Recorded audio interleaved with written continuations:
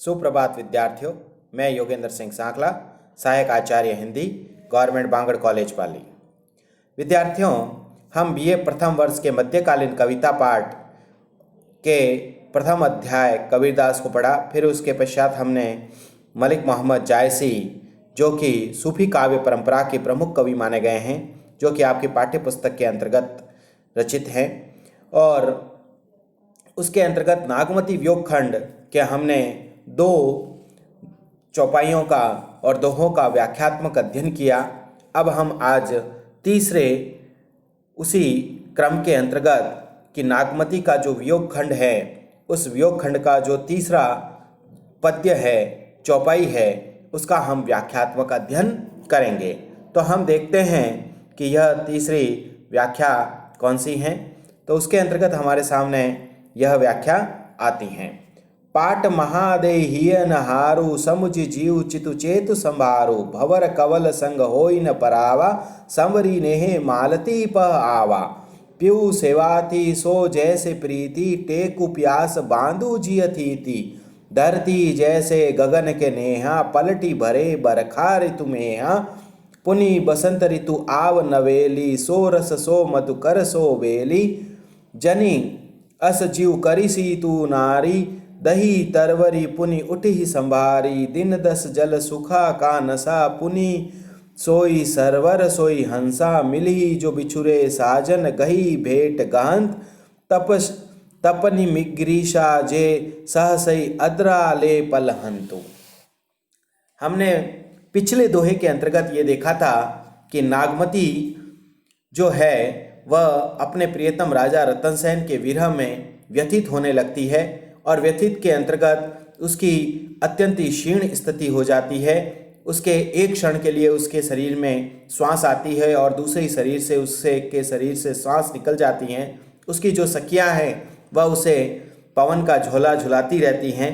तो यहाँ पर उसी नागमती को उसकी जो सखियाँ हैं, जैसे ही उसे होश आता है, होश आने पर नागमती की जो सखियाँ हैं वे नागमती को समझाती हैं और उसे ढांढस बंधाने का कार्य करती हुई यहाँ प्रतीत होती हैं।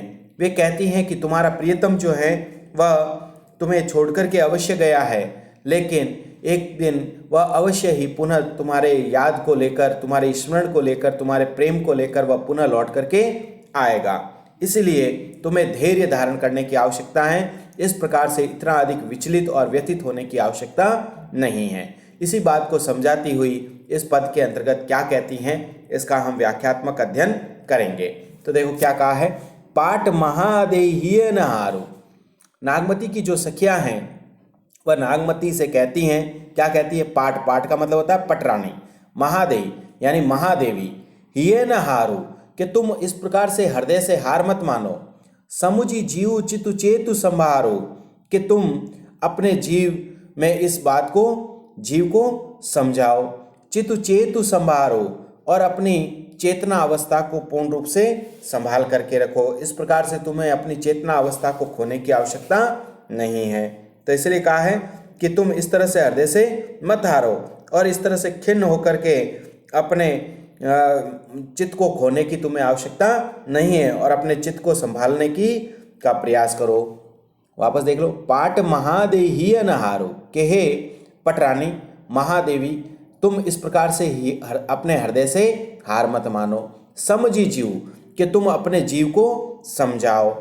चितु चेतु संभारो, और तुम क्या है अपनी चेतना अवस्था को इस प्रकार से मत खो और अपने चित्त का संभाल करो। भवर कवल संग होई न पवारा कि भले ही राजा रतन सेन रूपी जो भंवरा है वह पद्मावती रूपी कमल के साथ होकर के भले ही वह क्यों नहीं पराया हो गया हो। संवरी नेह मालती प आवा, लेकिन जैसे ही नागमती रूपी मालती पुष्प की लता का उसे स्मरण आएगा और उसे याद आएगी, तब वह पुनः लौट करके आ जाएगा। सवरी नेह, नेह का मतलब होता है प्रेम। मालती यानी मालती पुष्प की लता का सवरी, सवरी यानी याद आएगी, स्मरण आएगा, तब वह पुनः लौट करके आ जाएगा। प्यू सेवाती सो जैसे प्रीति कि जिस प्रकार पपिया जो होता है वो सेवाती यानी स्वाति नक्षत्र की बूंद से जिस प्रकार जैसे प्रीति, प्रीति यानी प्रेम करता है, टेकु प्यास बांधु जिय थी कि वह अपनी प्यास को पूर्ण रूप से वर्ष भर रोके हुए रखता है। टेकु टेकु यानी उसको रोके रखता है। प्यास बांधु जिय थी, वह अपने हृदय में उस प्यास को बांधे हुए रखता है। धरती जैसे गगन के नेहा, कि जिस प्रकार धरती जो है वह आकाश से क्या करती है, प्रेम करती है। धरती जो है वह किससे प्रेम करती है, आकाश से। पलटी बरखे भरे बरखा ऋतु में, हाँ, कि जिस प्रकार देखा जाता है कि जब गर्मी ऋतु गर्मी पड़ती है और गर्मी के अंतर्गत धरती जो है, धरती से जो जल है वह पूर्ण रूप से वाष्प बनकर के कहाँ चला जाता है, आकाश में। और पुनः आकाश भी अपना प्रेम क्या करता है, धरती के प्रति प्रकट कर देता है। कब प्रकट करता है, जब वर्षा ऋतु आती है। पलटी भरे बरखा ऋतु में, जैसे ही वर्षा ऋतु आती है तब वह आकाश भी धरती के प्रति वर्षा करके अपना प्रेम भाव प्रकट करता है। पुनि बसंत ऋतु आव नवेली, कि हे महारानी तुम्हारे लिए पुनः दोबारा वही नई नवेली बसंत ऋतु आएगी। सो रस सो मधुकर सो बेली, कि वही भंवरा तुम्हारा भंवरा रूपी राजा रतनसेन होगा, वही बेल होगी और वही मधुर रस की तुम्हें प्राप्ति होगी। जी अस जिय जनी अस जीव करी सी तू नारी, के दही तरवरी पुनि उठ ही संभारी। जनी अस जीव करी सी तू नारी, के हे नारी तू इन सभी की आस में ही तू सदैव क्या है, जीवित रहे। इसी प्रकार की आशा में तू क्या है, निरंतर जीवित रहे। दही तरवरी पुनि उठ ही संभारी, के जिस प्रकार वृक्ष जो होते हैं वो गर्मी की तपन से बिल्कुल ही जल जाते हैं। दही दही तरवरी, तरवरी यानी वृक्ष, दही दही यानी जल जाते हैं। पुनि उठ ही संभारी, लेकिन वही वृक्ष जो है वह वर्षा ऋतु में जो है हरे भरे होकर के पूर्ण रूप से पुष्पित हो जाते हैं। दिन 10 जल सुखा का नशा, कि 10 दिनों तक यदि समुद्र सरोवर या तालाब का यदि जल सूख भी जाए, नष्ट भी हो जाए, पुनि सोई सरवर होई हंसा, लेकिन पुनः दोबारा ये सरोवर जब वर्षा ऋतु आएगी तब ये सरोवर सारे भर जाएंगे और वहीं पर हंस विभिन्न प्रकार की क्रीड़ाएं करेंगे। मिली जो बिछुरे साजन गई भेंट गान, कि तुम्हारे जो बिछुड़े हुए सज्जन प्रियतम साजन जब आकर के तुमसे मिलेंगे तब तुम उनसे गले लग करके मिलना।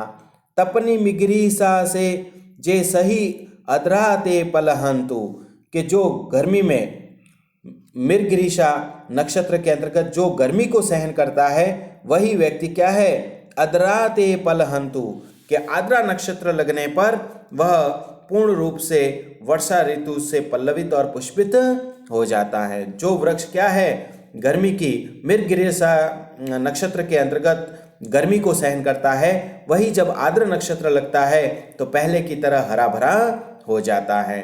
पुनः एक बार देख ले। पाट महादेहिय न हारो, के हे पटरानी महादेवी तुम इस प्रकार से हृदय से हार मत मानो।